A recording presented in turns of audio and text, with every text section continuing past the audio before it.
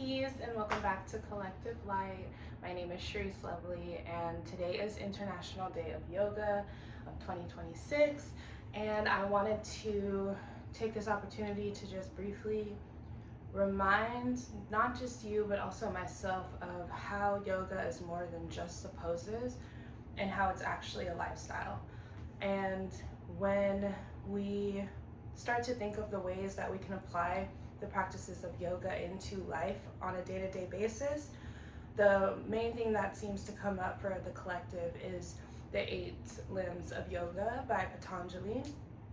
And so I just wanted to remind myself of what those are and also share those with you, and just like make it a reminder on a day like today. If you're practicing yoga and you're doing asana, that's amazing. But also to remember that there is more to it. And I just wanted to really emphasize one thing that I am personally going through, that one of the limbs actually comes up for me. And so Patanjali's 8 limbs are all about relationship with yourself, others, and the world around you. I have my notes because this is something that I'm always going back to, and I just want to really emphasize. But yeah, asana is just one limb, but we do those on the mat. So that's what you see in classes, that's what you see on YouTube, and that's what you might see, just if somebody is in a space where they can do the poses, that is asana. And the other 7 limbs are more so of how you live off of the mat. So things like pranayama, breathing, or meditation, those are limbs as well of within themselves, to where you can do those things anytime off of the mat. Like you can do it at work, you can do it at school, you can do it walking down the street or waiting for the bus, or whatever it is. You can practice those things in any moment because you have the tool of the breath.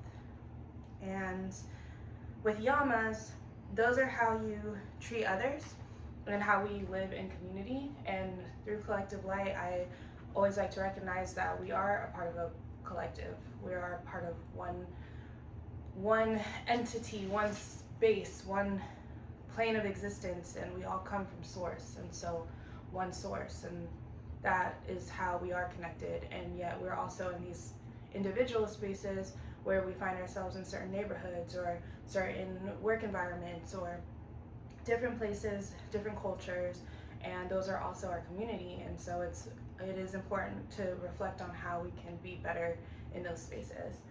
And some examples of those are speaking respectfully, standing up against discrimination, in the workplace paying people fairly, being honest, and consuming responsibly, such as their time and energy. And so the yamas are broken down also into ahimsa, which is non-harming. You can see that towards yourself, other people, the planet, other animals.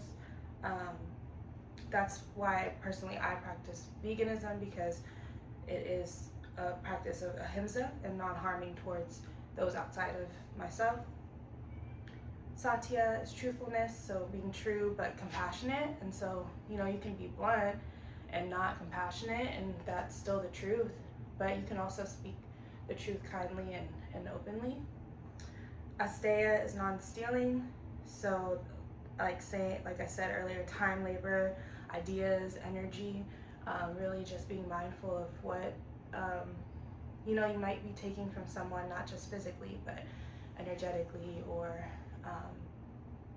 not being grateful of what they do for you or the time they spend. Brahmacharya, I can't say that one, but wise use of energy. Some say it's sexual restraint, but it's really just restraint in general from things that are maybe not good for you in a space because of excess, or just being in a restraint energy of things that are bad habits or bad thoughts, restraining from those and putting your energy into things that are better suited for your highest timeline. And the last one is aparigraha, which is non-attachment or possessiveness. So releasing scarcity, but also releasing excess, being more mindful of your time, and also not becoming codependent. And so there's also the Niyamas, how we treat ourselves and how we live in our inner world, because how we treat ourselves is most likely going to reflect and relate to how we express that and produce that energy towards those outside of us. And so some examples of that are therapy, journaling, taking accountability, personal growth, and spiritual reflections. So that looks like satcha, which is clarity and cleanliness. You can do that within and without. Releasing those things that are outside of yourself and really coming back to like clarity within yourself and what you know intuitively. Santosha is contentment, so finding that inner stillness and inner peace within yourself wherever you're at.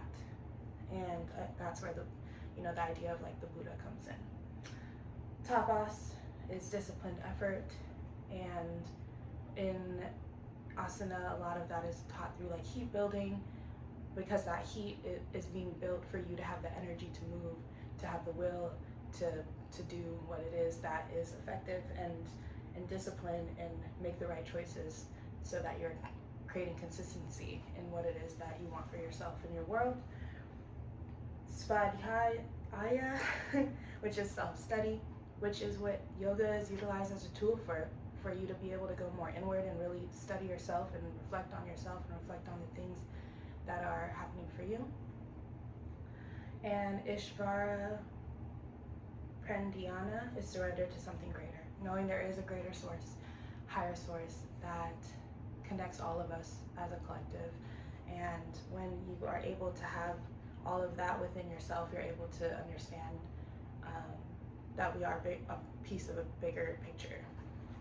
And it also helps support others when we examine and work with ourselves. Like, it really helps us live more in harmony when we're able to not only just see what's not so great outside of us, but how we can make shifts within ourselves, because that at the end of the day is the only thing we can truly control.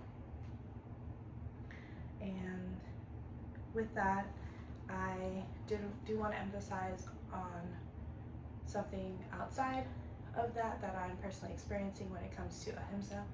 However, I will put that into a separate video so that I can dive more deep into that, and we can instead sit here and reflect on what we learned today. And so if you're sitting down, just go ahead and close your eyes. Take a deep breath in through your nose for 4, 3, 2, 1. Hold your breath at the top. Exhale for 4, 3, 2, 1. Hold your breath at the bottom. Again, deep breath in. Hold your breath. Exhale, release. Hold your breath. Take one more round like that on your own.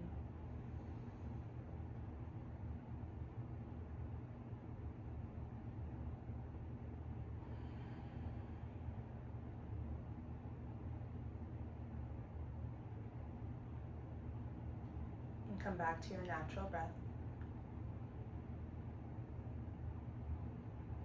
Bring your palms by your sides. Inhale, reach your arms to the sky. Exhale, bring your hands to your heart. Again, inhale, reach. Exhale, hands to heart. And last one, inhale, reach. Exhale, bring your hands to hold at heart center. Bow down to yourself. Give thanks to yourself here in this moment, for taking this moment to just be, to learn, and to just have an idea of how you want to move forward with this information, this wisdom, so that you can bring more positivity, joy, abundance, whatever it is that you need into your own life. me.